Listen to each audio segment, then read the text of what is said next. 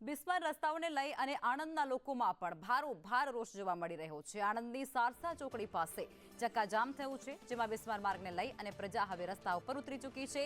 સારસાથી ચીખોદરાનો road બિસ્માર હાલતમાં જોવા મળી રહ્યો છે। અનેક વખત રજૂઆતો કરવા છતાં પણ કોઈ જ કામગીરી છે તે આ રસ્તાઓને લઈને કરવામાં નથી આવતી રહી અને અકસ્માતની ઘટનાઓ પણ આ ખરાબ રસ્તાને લઈ અને સતત વધવા પામી છે।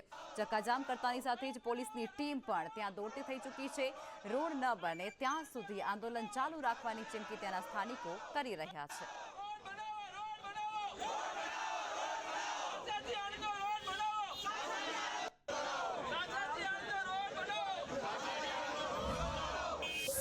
બે વર્ષથી લોકો થાકી ગયા, સીએમ આયા તોય કશું થયું નહીં હજુ।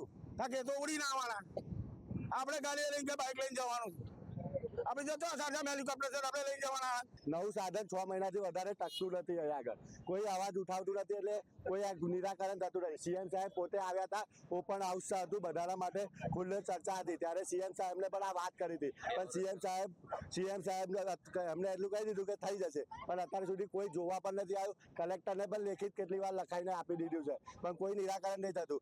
આ એટલી રાહ જોવે છે કે કોઈ મરી જાય તો પછી કોઈ એક્શન લેવાય। સરકારને એક જ સુવિધા, મરી જવાની કોઈ રાહ જોવામાં આવે છે। અહીંયા સારસા ગામથી આણંદ ગામ સુધીનો જે રસ્તો છે, આણંદ સિટી સુધીનો, એક બહુ જ ખરાબ હાલતમાં છે। તમે અહીંયાથી તમે ત્યાં સુધી જાઓ તો કોઈ પણ જગ્યાએ એવું નથી કે સાઈડ પરથી પણ નીકળાય, દરેક જગ્યા પર ખાડા એટલા બધા છે કે ના પૂછે વાત। અહીંયાથી કોઈ હોસ્પિટલમાં લઈ જવાનું થાય બરાબર છે તો પણ જવાની ઘણી બધી તકલીફો પડે છે।